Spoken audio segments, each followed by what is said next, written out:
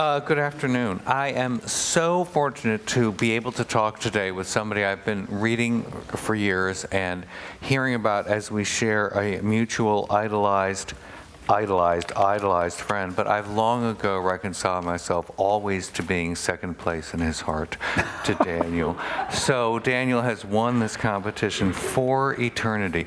He has also won the competition as thoughtful writer and classicist. And until 1:30 last night, I made an Odyssey last. I so did not want that book to come to an end. And I'd been stretching it out and prolonging it after reading Daniel's essays for years, The Elusive Embrace, a wonderful book I hope you'll all read. But you must read an Odyssey if you have not read it by right now. And so much of it is about storytelling. It's about the narratives we tell and about fathers and sons.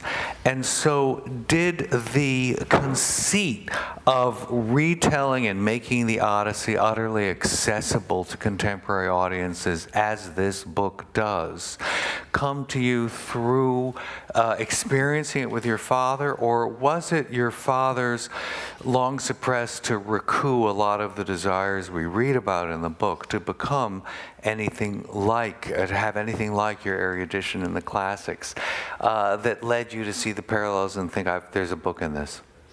Well, it's actually hard to say. I mean, I always like to say this is my third, I'm going to call it a memoir because I haven't thought of the name of the genre I've been inventing for the past 20 years, but this is my third memoir in which I tell a personal story and wrap it around a series of explications of an ancient text. So in The Elusive Embrace, which you just mentioned, my first book, I talked about how I became a father as a gay person, which back then wasn't as common as it is now. And I wrapped that around retellings of certain Greek myths. In my second memoir, The Lost, which is about searching for the answers to what happened to my family during World War II, I wrapped that story around a series of explications of texts from Genesis. And so, but I always like to say all my books begin by accident. In neither case did I start out thinking I was going to write a book. Something happened and I just start thinking. So in this case, as I said during my breathless introduction, my dad, was a crusty, what is that? Okay, we have a cell phone or another audio, but keep going, Daniel. Greetings to you too. When you teach, anything can happen. I've had students change gender during this course of a single class. So what happened? I spent a whole session talking about teachers and how they address their children, their students by gender. So yes, indeed. So so my dad, who was a rather crusty scientist, asked me one day, because as you mentioned, he had studied Latin in the 1940s when he was in high school in the Bronx, and he had this notion that he was a kind of a lapsed classicist, even though he spent his life as a research scientist. So he asked me one day in 2011 if he could sit in on my whatever course I was teaching, and it happened to be about the Odyssey. And I laughed, and I said, why? And he said, well, I would like to get a little back. I read that in 1944, and I want... So I thought, this could be interesting. Particularly because, and from reading the book, my father and I have sort of opposite personalities, and I thought this will be a kind of interesting thought experiment, not least to have your octogenarian parent as a student in a room full of 18-year-olds. I thought, okay, this. So at the beginning, I thought of it as a kind of a setup almost, and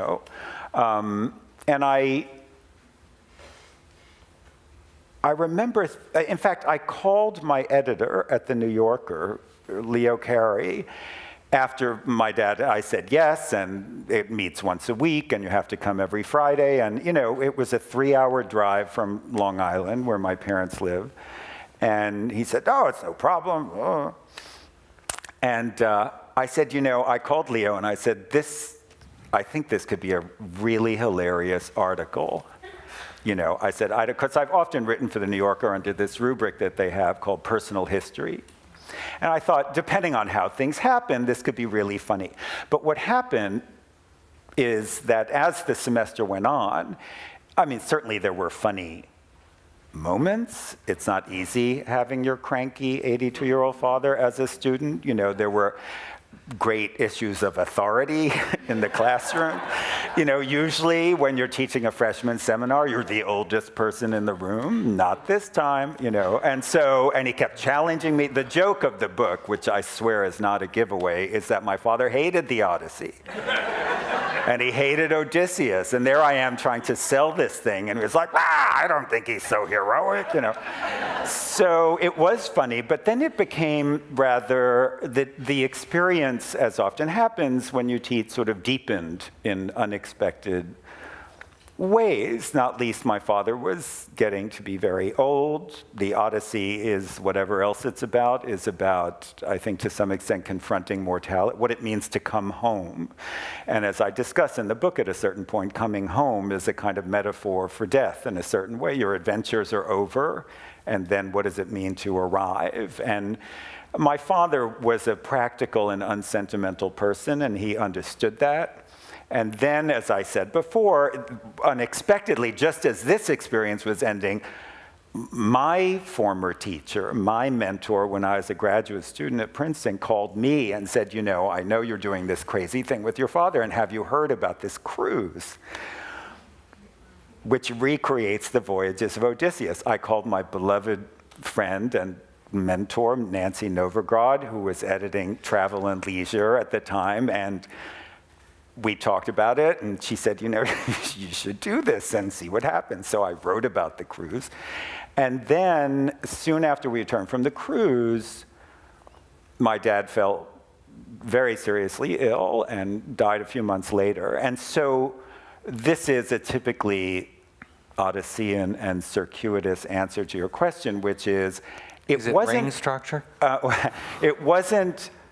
It wasn't until my dad died, and I have to say, and I just want to record this as a matter of fact, that the last thing that my father ever read, my father grew up very poor and was a totally self-taught, self-educated person, a voracious reader, was the article I wrote for Nancy about the Odyssey cruise, which came out in April of 2012, and I read it to him, and the last intelligible word he ever said to me, this is in the book, is, I still don't think he's a hero. And he died a few days later. And so it wasn't, this is all a long way of sort of setting up the book, but I didn't understand that I had a book rather than just a funny article for the New Yorker until that point. And suddenly the landscape of the whole previous year, from the course to the cruise to my father's illness, I suddenly realized it was all one thing, if you see what I mean. And that's when I thought, okay, this is not just a funny article. As a teacher myself, I'm extremely irritated to hear this because you took such careful notes at every class. You had such eidetic recall of which student said what. Your emotional response to your father's cutting, penetrating, endearing, irascible remark. How in the world were you keeping, do you just have that memory for every kind of class you teach? Well, what happened was, so you have to remember that I did go into this thinking it might turn into something, right? So what happened was I would sometimes take notes during class, and after each class I would race home and I had a running kind of journal of the high points of the class. And certainly when we went on the cruise, because by the time we were on the cruise, I knew it was going to be something. But again, I certainly didn't know my father was going to die, but I knew all of this was somehow going to coalesce into some kind of written thing, but I didn't know what it was yet. So I was certainly every day, on board. I would go home and sort of journal the hype. My father is a very memorable, if I may say, character with a gift for the pithy quote. And so I would sometimes, write these things down so I could later recreate, as it turned out, so I could later recreate. I was not doing that during his illness, but as anyone knows who has had a mortally ill parent, you don't forget anything during that period. It's branded onto my memory, every word, everything. But certainly the class and the cruise. And then when I was actually writing the book, I stayed in touch with many of the students in that class. That class was the spring semester of 2011. So those kids graduated in 2014. And sometimes I would check in with them to sort of... And say, is it okay if I talk about Blonde Tom? I mean, he... Well, I had to all give them names, and I... Don Quixote? Who? Well, there was one very skinny, tall, dark-haired kid in my class, and my parents had this famous Picasso drawing of Don Quixote and Sancho Panza hanging in their living room, and this kid looked just like the Don Quixote, and so I used to call him Don Quixote Sam in the class. There's a point at which I talk about how, in Homer, all the heroes have an epithet, like swift-footed Achilles, and he's always swift-footed, even if he's just having a cocktail. So I do that with my students. It's a way of helping me. It's very important to try to remember your students' names very fast. If you can't remember their names, they don't like it. So I always think of a little memory. I make them like put that. name tags in front of their chairs every single class. No, I always try to do it without name tags, So I thought of this kid even after we became very close. Even now, years later, when he's just a good friend, I'll always think of him as Don Quixote Tom. And did you tell them before the book came out, may I use this name for you? This is how I referred to you? No, I don't ask my students permission ever for anything as an absolute rule, I don't think I'm wise to obey that, but I admire you for that.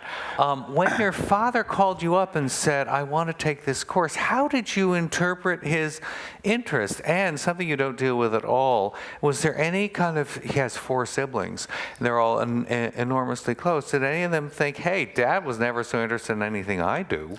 Well, it doesn't. Well, first of all, that's not true. My dad was very interested in everything, but this was nothing that my siblings do admit of the kind of participation that teaching. Also, when my dad retired, he was worked for an aerospace company his whole life. He then had a second career at Hofstra University on Long Island, teaching computer science and artificial intelligence. And so he liked to think of himself as the professor. And so I think he was very interested to see how I did it, and of course to contest everything I did at every...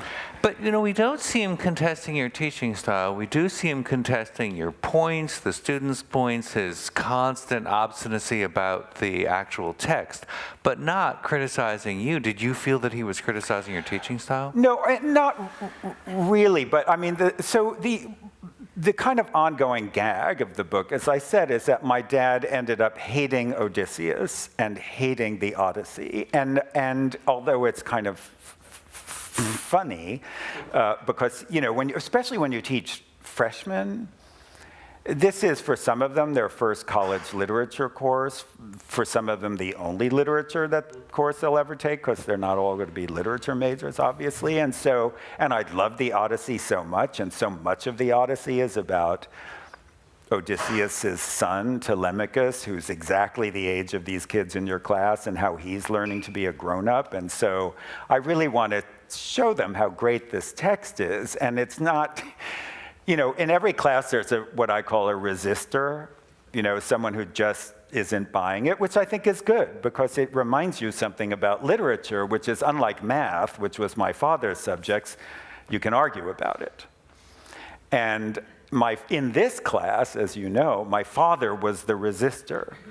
And it was very interesting, and as you know, I sort of spiraled back in time several times throughout the narration of what happened in the course to sort of ponder why my father disliked this character so much. And it was funny, but it was also touching because my father was a math guy. He believed in demonstrable facts, and to a certain extent, that's how he raised us.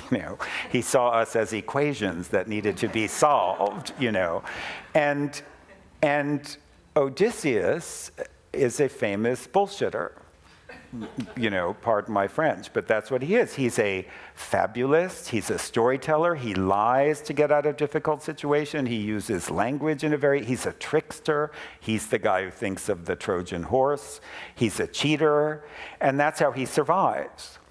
And those qualities, if you are a writer, are wonderful because that's what we do, right? We make stuff up, we use language, we cheat, we cut corners. We don't ask our students. We manipulate using words. And so it was a very arresting experience for me having my father as the problem kid in my class, because it reminded me that not everybody sees Odysseus as such a wonderful character. If you read my earlier book, the Holocaust book, a sort of a major character in that book is my grandfather, my mother's father, who was very much of an Odysseus type.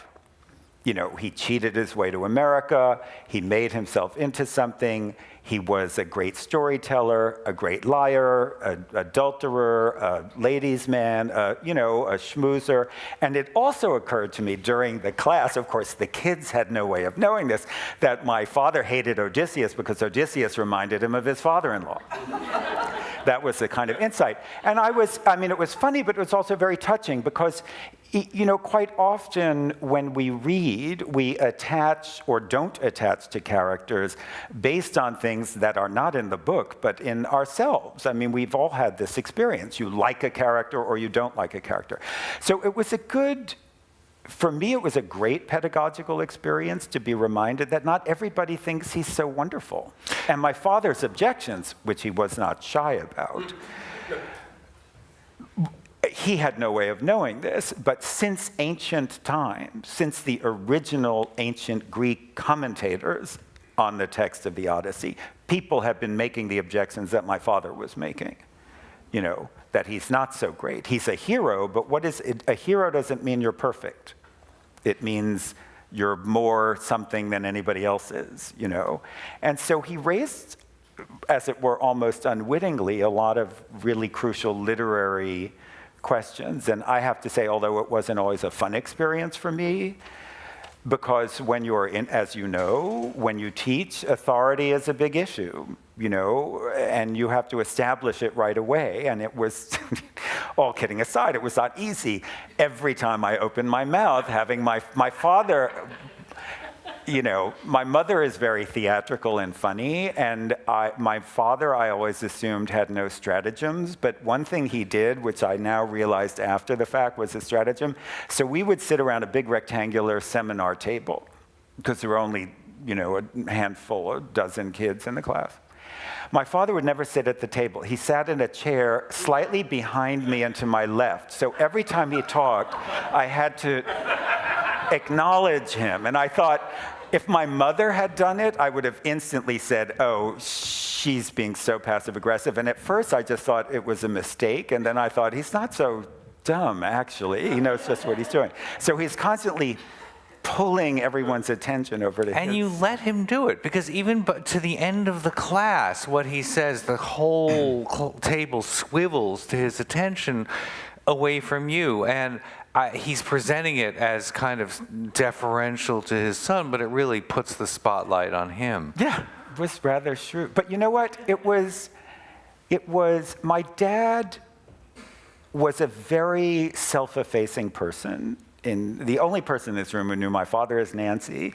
Lucky her. My mother was her father's daughter, let's put it that way, and is, I may say, her father's daughter, and loved being in the limelight, loved being the center of attention. My father not. He hated being the center of attention. And I'd let him do this because he was enjoying it so much, And it was just, I didn't know it was going to be the last chapter of his life, but I'm so happy it was, because he got to have this great moment where he was showing me who was who. And as one of the things I do in the book is a lot of the Odyssey is about father-son relationships. Everyone who knows if you know one thing about the Odyssey, what you know is it's about this guy who spends 10 years trying to get back to his wife. But in fact, a lot of the poem is about him and his son, who have never known each other. Right? He goes off to fight in the Trojan War when this kid is a newborn. He comes home 20 years later, 10 years for the war, 10 years for the homecoming. And they have to get to know each other again, and it's not easy. It's one of the really smart things about the Odyssey. And I kind of draw these parallels, between the father and son in the poem and me and my dad. Well, you come to know much more about your parents' marriage. Yeah. And you come to know much more about your father. And this is me as editor talking. So much of the book, or very often, you plant deliberate seeds of, but of course, Jay, your father, could never lie. He never did not tell the truth, which sets us up for this huge reveal of this enormous lie that you've been living with your entire life. And we hear what are actually very modest shadings in order, presumably, to preserve his dignity and his own view of himself. But did you experience them, because it's so planted and set up as, he was honest. What he could not do was ever fabricate or cheat, as opposed to your grandfather on your mother's side. Did you experience them as lies? Well, something that, as you say, something that happens in the book is, as the last year of my father's life, as it turned out, played out, I found out that he always set himself up as in opposition to my grandfather, his father-in-law. My father was the honest one. He was the fact guy. He was the math guy. And, no one is totally honest in their life. And as you say, there are some reveals as the book goes on, not huge things like what my grandfather did, but, everyone has a self-image that they are eager to preserve. And that's an interesting issue in the Odyssey, when so much of the Odyssey is about a very modern theme that we talk about and think about all the time, which is identity, right? It's all we talk about now. Identity politics, sexual identity, gender identity. It's the great subject of modern times. It's also the great subject of the Odyssey, because if you are famous for being a liar, when you finally get home, how do you prove that you're you, right? In the era before driver's licenses. And that's his great problem. When he finally does get home, Penelope doesn't believe him necessarily. How do you prove who you are is a great question of the Odyssey. And it plays out in different ways. The climax is with his wife. He finally gets home, and she's not having it, right? Any of you who've seen the wonderful French film called The Return of Martin Guerre is an Odyssey story that basically borrows the plot. Is it really him? How do you know? You know what? I tell my students, who are, of course, unfortunately too young to appreciate parts of the Odyssey, when you go to your first 20th high school reunion, you will totally understand the Odyssey. Because someone comes up to you and says, "We dated," and you're like, "What? Who are you?" You change a lot in 20 years. And remember, in the era before photographs, have you ever seen an old passport from the 19th century? Do you know what it says? Face oval, eyes blue. And that's it, right? So how do you prove who you are? And that, as you know, becomes a kind of theme of my investigation of my dad, because yes, he was an honest person, but he needed to believe certain things about himself. And I don't think he, as you find out, he didn't lie outright, but he let us believe certain things that turned out not to be true. why he never finished his dissertation, why he Didn't go to Bronx Science. why he didn't go. He got into the best high school in the Bronx, but he didn't go. And in fact, to me, the climax of the book is when, in a kind of very en passant remark that my mother makes, you find out why my father chose to go to the second best school instead of the best school. So they're not major. There's no, it's not like he had 2 wives or anything like that. But we all, as Odysseus famously does in the Odyssey, construct our identities. And one of the most moving things for me about this experience was, so my dad had a hard childhood in a tough time, the Depression, and his vision of the world was formed by that. He saw life as hard, he grew up during the Second World War. He saw it as a battle, between good and evil. It's very interesting, when he finally read the Iliad, he loved it. Because the Iliad, he understood temperamentally. He understood about a great war between 2 giant civilizations. Good guys and bad guys. Good guys and bad guys. And he wasn't good at relaxing, let's put it that way. We never took vacations when I was growing up. It wasn't, even after he wasn't poor, he always felt like the wolves were at the door. I have 4 siblings, all very opinionated, and we have a text message group, and we're always talking 50 times a day. And when I was writing the book, I would often check in with them to get facts straight, or so I thought. And I said this thing, and this is in the past 5 years, right? And I said, when I was growing up, I thought we were poor.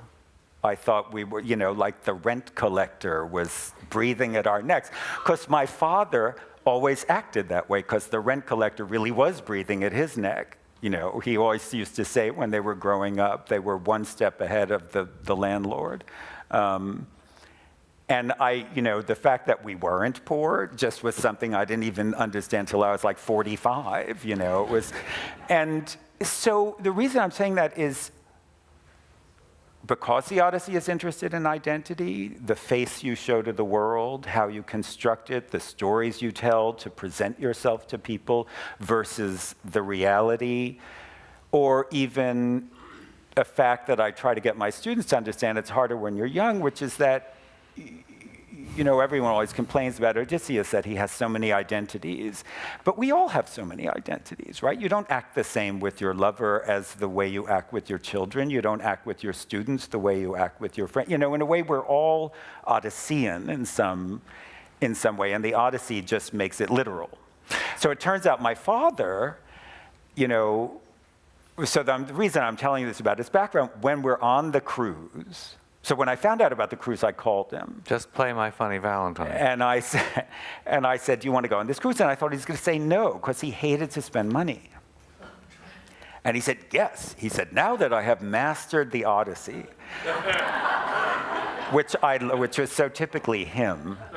And I thought, I know scholars who have spent their careers working on this one poem, and they wouldn't say that they had mastered the Odyssey. He said, I think we should, he said, I want you to get the most expensive cabin. I want a balcony. I want an extra, sitting room, whatever. He was a different person. I watched him on this cruise sort of, and I was very touching. I thought, everyone loved him. I never thought of my father as lovable. He was kind of grumpy and sardonic, and he hated to dress up. There's a story from his table manners. His table manners were terrible. The first night on the cruise, we're getting ready for the captain's welcome cocktail party. We're on a Mediterranean cruise, and he's putting on a brown polyester shirt. And I'm like, Dad, there are only 2 colors you are allowed to wear for the next 14 days, blue and white, So, but on the cruise, he was like, what? This was an expensive shirt. And you rip it off and I threw it off the balcony into the Mediterranean. I was like, I am not going to be seen with you, But had you been waiting your whole life to do that? And yes, basically. And so, of course, I get an irate email from a reader a couple of months ago. I can't believe you polluted the Mediterranean. I'm like, that's what you got out of it? Was it a gay man? I said, no. But he was so happy on this. He never took a cruise with my mother, and he was so affable. And every night, you know this, there was this sort of group of people, and he loved the Great American Songbook. That's his era. And we would sit around the cocktail bar, and he would request Gershwin and Rodgers and Hart and Cole Porter, and he would sing along, and he would have cocktails, and it was, and everyone kept saying, "Oh, your father is so charming," and I was like, "What?" But I thought, this is a thing that happens in life. You very rarely get to see your parents, I think, as other than your parents. They're just these titanic idols in your life. And to have the chance to see your parents through the eyes of other people is a rare experience. And I thought my father, if his life had been a little different at the beginning, like this could have been his whole life, relaxing on cruises and being lovable, instead of 1-2 week period in what turned out to be the last 4 months of his life. But first of all, you go and you interview close friends of his to try to find out what he was like as a peer and as a friend, as an adult, this glamorous couple who worked with your father and loved him. But in discovering so much about your father and getting to know him better, what did you think about your mother, who didn't like traveling, and that's part of the reason he never traveled? How did you change your view of your mother? Well, so the other thing, people, every time I did an event about my book, while I was on my book tour last fall, people would say, and I had this mad paranoid notion that my mother had actually paid them, just somehow found people in 20 cities around the United States to ask this question. They would say, when are you going to write a book about your mother? And so a lot of the Odyssey, because I'm always in my book trying to sort of milk the Odyssey for its lessons that were applicable, in the present, which is why it is a classic, is about this young son of Odysseus and Penelope trying to figure out his parents. Once the father gets home, he was raised by a single mother, so to speak, and then the father comes home and he sees a marriage for a first time and he doesn't understand it at all. In fact, and if you remember the Odyssey from high school or whatever, when they're finally in the same room for the first time after 20 years, neither one of them rushes into the other one's arms, and he's like, what? He doesn't get them, but they get each other, And so I say that because I think is the case for many people, I never really understood my parents' marriage. Or as you do when you're a child, you theorize about your parents' marriage, often wrongly because you weren't there when it happened at the beginning. And I began to understand things about, my parents' marriage during my father's illness, when my mother, sort of as Penelope does at the end of that story, emerged as this fiery character. And I started to sort of retroactively understand what had brought them together in the first place, which was not always clear to me because they were so incredibly different. My mother, as I said, she's very theatrical, she's incredibly funny, but also weirdly a homebody. She doesn't like to leave home, which is why they never travel. People used to say to me, so why didn't your father travel without your mother? And I said, because they were married in 1953 and you just didn't do that, And when he got sick, my mother dealing with the neurosurgeons in the neurological intensive care unit of North Shore Hospital was something that would have been a 5-act play if I were a playwright. You should have seen her dealing with those snooty people. It was quite something. And I just suddenly saw in this now very elderly woman, this flash of this girl that had attracted him in they met when she was 17, 1948, when they first saw, and I could suddenly see this person that she was to him. You see, when I look at my mother, I only see my mother. When my father looked at my mother, he never saw my mother. He saw Marlene, this girl he met in 1948. But he described her to your students. Was it in the last class? Yes, so this sort of like one of the climaxes of the book is my father, who never talked about emotions.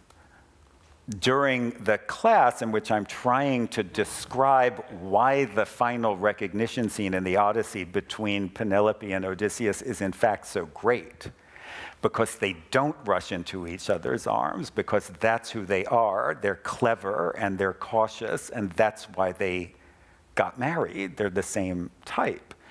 And I said to them, you just don't understand your parents right away. And at that moment, my father interrupted me and started talking about my mother in the class in a way he never talked to. He said things about my mother he had never said to us. This is the first time I heard. And it was so amazing that the sort of climax of the poem was coinciding with this kind of climax of my being the child of these parents. And, he said, oh, his mother was so beautiful. I don't think he ever told my mother he thought she was beautiful. It was both. Not pretty, beautiful. Yeah, not pretty. He said beautiful, and my father was saying this. So it was as if the Odyssey had brought out something in him that he felt was so important to convey. Because he was the end. As you know, if you've read it, what finally allows Odysseus and Penelope to recognize each other is this secret that they share that nobody else knows. It's like your password on your bank account. And, it's when my father died, and my mother, who in her life never cashed a check, we suddenly had to deal with banks and all this stuff, and I was looking at my siblings and I said, oh my God, what's his password for his fidelity account? And my mother said, I'll tell you what it is. Not that he told her, but that she knew what it would be because she knew him. So the final moment of the Odyssey is this shared secret, and that's what he was talking about that day. He said, what marriages are about is not the big stuff. It's the little things that only you two know that bind you together, the little secrets, the things you've had. Only you know it. Your children never know it, which is why marriage is mysterious to children. And I was so moved by that. And it was like this 14 weeks of studying this poem together had dragged out of my father a kind of emotional moment that nothing else ever did in my experience of him. So did reading the book stimulate such revelations from your mother? My mother, as I always like to say, my mother, and this is a joke my mother makes, so I'm allowed to make it. Whenever I publish a book, she skims through it to see what I say about her. And then we call it the happy. Washington Read. She said, she says, does it say I have nice legs? And which is a family joke because she actually didn't. But, it was hard for her to read this book, obviously, because it came out after he had died, and it was so intimate. It was so intimate, but she, it's funny. In my first book, The Elusive Embrace, when I wrote about becoming a father, I wrote a lot. There are a lot of flashbacks to my childhood, and I didn't have an easy relationship with my father when I was small. And I was very nervous when I gave the manuscript to my parents. And this is about... Of which book? My first book. The Elusive Embrace? Yeah. And this is my father in a nutshell, because I was hard on him in that book, harder than I would be now, I think. And then you are in this. And, yeah. And so I sent it, and my mother read the parts about her, and because I said she was so good looking, she was happy, and then my father called me, so I was shaking. And I said, so what did you think? He said, He said, I liked it. He said, things are good in direct proportion to their complexity. I remember he said that. And then he said, but the thing that was him in a nutshell, I said, well, because, I talk about some of the stuff. He said, it's better to be truthful than to be flattered. I always remember that. And I always think that was my dad in an absolute, he had no vanity about himself. What I don't remember is in The Elusive Embrace, you talk about or actually in the Mary Renault piece, you talk so much about your adolescent stories of hopeless, noble, beautiful young men who meet tragic, noble ends. And you reveal in this book that you would show your father a very daring thing because it was tantamount to saying, I'm in love with these young men at school. And he would say, it's beautiful, Dan, which was remarkable for him to say. Mm-hmm. But what, don't believe this shit about perfect love? Don't believe that shit about perfect love. It's not easy to hear when you're 14. But that you had the guts to show him and that he made this very judicious reply.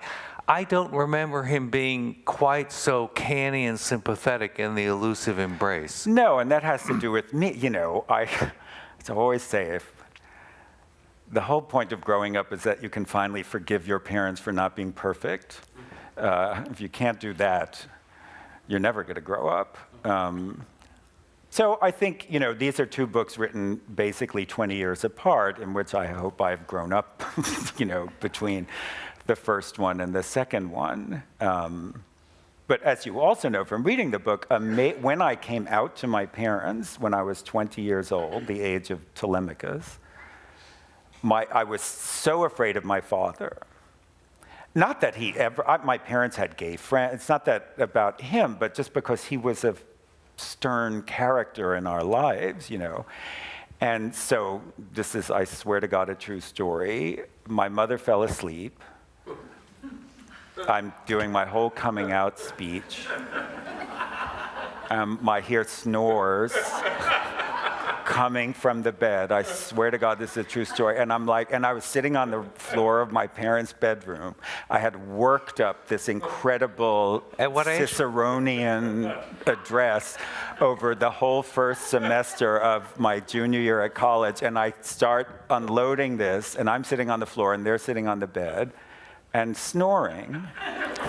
So my mother's asleep, and my father sort of nudged her, and he was like, Marlene, listen, And she said, oh, Daniel's a good boy. I'm sure it'll be fine. She went back to bed. And my father said, I know something about this. But as you know from reading the book, I was so terrified at the time that it wasn't until the cruise, when, because of a series of conversations I had with somebody on the cruise, that I finally heard the story of just what he knew about it. But and were why. you terrified that he was going to tell you I was gay when I was your age? No. In fact, I just had lunch with an editor of mine who kept saying, I thought the book was going to end with your father being gay. You frankly set it up that way, and so did I. Your editor's not alone. Burst out laughing. No, but he knew more than I thought he knew, let's put it that way. And I was like, why didn't you tell me this? And he said, well, everyone has a story, but sometimes it takes longer to tell a story. And you weren't curious. So to briefly summarize, and you have to read the book, a Dutch transfer student, or just a Dutch student arrives. A refugee arrives in his high school, and his father is aware this boy is in love with him, and is nice to him. And it has a nickname, and they have a friendship that you don't seem to suspect was anything more than your father being gracious to someone he knew had an interest in him that was not reciprocated. Mm-hmm. But then you find out that he didn't go to Bronx Science. Don't say. But did that lead you to think there was another reveal coming? No, but there is another reveal, because you find out why he didn't go. And it was, the part of how the book works is that your picture of my father when it begins is my picture when I was a child. This ferocious, rough, tough Bronx guy. And through these, as you've said, not giant reveals, but small reveals about things about him, why he let us think something was true when it wasn't, or why he knew about gayness, you know. Because I asked him, actually, I just have to say parenthetically, I said, did you have a thing with this Dutch refugee? He said, why? He said, what's the Bronx? Nobody had things. I thought that was so, I was like, Dad. And he didn't mean nobody called them things, No, right? right. Do we have questions? We have two, one there and one woman, and then we have to have Mrs. Rosen. So can we start there? I'm particularly curious if you reveal, either in the book or if you thought about and did not reveal in the book, what was it that was in your father's psyche that he embarked on what is truly a classic power struggle with you, his son. I don't know what you were in the panoply of your siblings, oldest or youngest, where he has set this up to best you. I mean, it's so clear. So did you explore that with him, or did you explore it in the book at all? Well, no, I certainly explore it in the book. I say it, you know, there's a line in Homer, few sons are ever as great as their fathers. And it's an anxiety that haunts probably every son. So yeah, he set it up, and I do go into it, and I, you know, through a series of flashbacks, sort of explore our relationship, his relationship with his father, you know, fathers and sons, it's a subject. And it's also the subject of the Odyssey, as it so happens. So I kind of use the Odyssey also as a prism through which to think about these endless power struggles between fathers and sons. Yeah, certainly, it's a big part of the book. I'm curious to know whether you ever thought or imagined what would have been his reaction to your book. Well, I like to think that the reaction to the first book gives me some sense of how he would have reacted to this book. I mean, I think I'm very honest about my dad and who he was, or how he seemed to me, because of course, in a certain sense, the whole point of the book is that he turned out to be very different from how we imagined him. You know, we had a great moment together in what turned out to be the last year of his life, and I'm so happy that we had that, and I think we both knew it. We didn't know the end was as imminent as it turned out to be, but he was 82 years old and hadn't been in good health for a while, so it was just a matter of time. And so we were aware that this trip, this experience, this class was something special. And so I like to think that however he would have reacted to the book would have been as colored by that as my writing of it was, if that makes any sense, you know. So on this journey, but on this journey, were there any revelations that you thought of related to your studies of the Odyssey that revealed themselves? That's a Your great father- question. On the journey, did he experience revelations about the Odyssey through watching his father and through being on the trip? Yeah, I think that's a great question because, you know, naturally, the questions tend to be about the revelations about my father or me or my family, but a lot of the revelations, look, this is why you teach.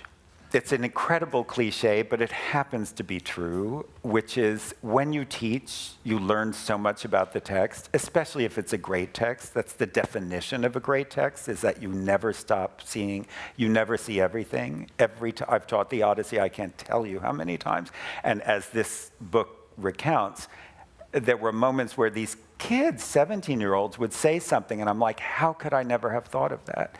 And I would say that what I learned about my text, you know, it did make me think about Odysseus in a more critical way. You know, it's funny about the Odyssey because he is so charming, and he is, he's just, yeah. But everywhere Odysseus goes, he leaves destruction and heartbreak in his wake when you think about it. And I never really appreciated that until I had my father looking at him. He blinds the Cyclops. He breaks the heart of Calypso. He breaks the power of Circe. He ruins the civilization of and I think, a way to read the Odyssey is that he's the original anthropologist. He has an admirable curiosity to see strange new civilizations like Captain Kirk in Star Trek. But as anthropologists understand, you can't go to some place without ruining it to some extent. And that's what my father taught me. As wonderful as this conversation was, genuinely wonderful, the book is twice as wonderful. So give yourself the treat of reading it this very evening. Corby. Thank you, you. Daniel Mendelsohn. Thank you. Is this on? Corby, speaking of that, is it possible by any chance that the book might be on sale at our bookstore downstairs? Why, I don't It know, is. Ben Rosen. Do you It think is. that it might be for I sale saw it. downstairs? I saw it. And signed by the author, perhaps? Well, I think if it were extra nice to him, extra nice, and give him a very large round of applause, you might get a signed copy. Thank you. Thank you.